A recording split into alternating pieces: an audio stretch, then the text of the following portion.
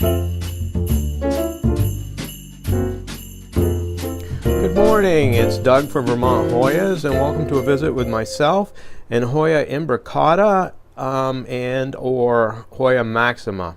I think I have both on this log mount. I'm bringing this to you, breaking a long-standing tradition of only bringing plants that I have flowered, because in all likelihood I may never flower this. It's my holy grail of Hoyas to flower. This Hoya has caused me more grief over the years probably than any other Hoya that I've ever had. I've also probably thrown more money at it than any other Hoya. I first bought a special aquarium. I want to show you this because I still have it over here. I bought a special aquarium just for this plant with a piece of glass, and I hung a metal halide light over it, and I got a piece of 1/4 inch glass for the top, and the light was too close, and it cracked it and smashed it into a million pieces, which fell all over the plant. Then I got an expensive piece of tempered glass for the aquarium and kept it in there that way, but it didn't really do that well. I've tried it on all kinds of different mounts over the years, and this summer I put it outside and the squirrels tore it to pieces. It was literally 4 or 5 little pieces left on the ground, and I was just going to throw it out, but I said, what the heck, one more time. So this is what I came up with, and it seems to be doing pretty well right now. This is an old aquarium log that I bought when I was in the aquarium hobby. I think I got it from eBay probably 15, 16 years ago. It's a giant piece of very hard driftwood that will sink. It's so hard in the aquarium. So I took that and I stapled this piece of screen to it, filling it with a coarse soil mixture, and I mounted fragments of mounts that I'd had in the past to it, and with the imbricata leaves, and it seems to have really taken off. You can see how moist I keep this because I actually have living sphagnum moss that is growing and even beginning to spread onto the screen in places. It's really a living type organism. And another thing, I have like probably thousands and thousands. You're not going to be able to see them here. You might be able to see something white, but you see all these white things here? You can actually see them move.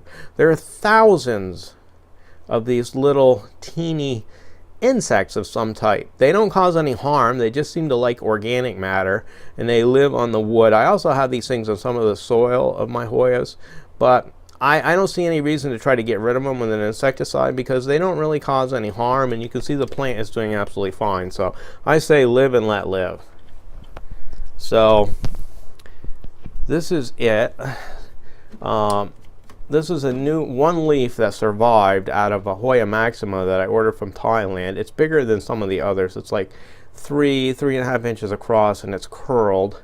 So that's that big leaf right up there on top. But the rest of this is the same imbricata that I brought a number of years ago. I think it was from Gardino's nursery in Florida. I got it on eBay.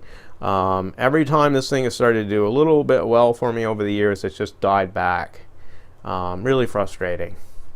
But you can see it looks good now, and I'm going to come back after I turn this video off, and I'm going to put it back in its home where it normally lives. I just wanted to pull it out. Plus I need to clean its home out because it's covered in all kinds of algae and slime and everything, so I need to wipe that all out. So I took this opportunity to film it. So this video is for Burr and Kevin, who both asked to see this plant. So there it is in all its glory. And if I ever manage to get this thing to flower, believe me, I'll be jumping up and down, and I'll bring that back in another video. But this is what it looks like for now in my particular setup. So I'll be back and show you exactly where it lives in just a minute. Okay, I'm back. This is where imbricata lives. It's not going to be easy to see because of the high intensity LED light under which it resides. I also need to say, as far as care, this thing is sprayed down with water. You can see every morning, very heavily. I soak it really well.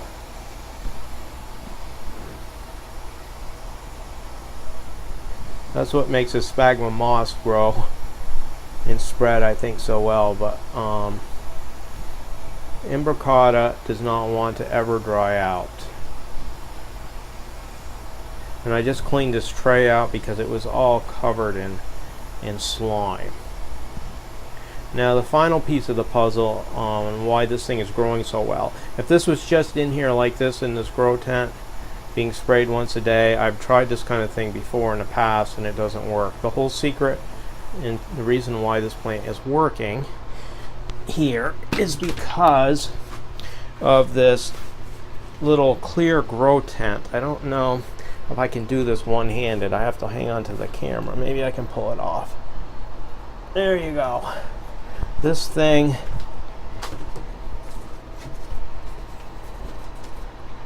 there we go. It's all tucked in. It lives under this clear grow cloak, which keeps the humidity extremely high. So there you go. That's how I'm growing imbricata, and the day that I flower it, I'll be back to show it off if that ever happens. Well, thanks for spending the time, and I'll be back really soon with another great Hoya.